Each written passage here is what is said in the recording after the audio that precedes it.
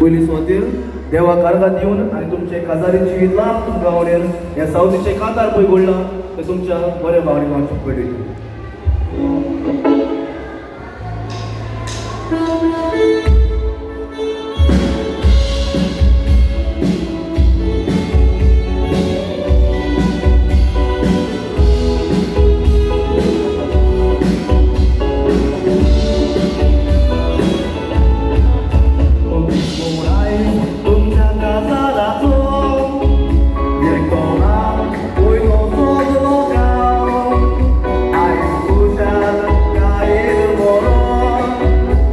Mama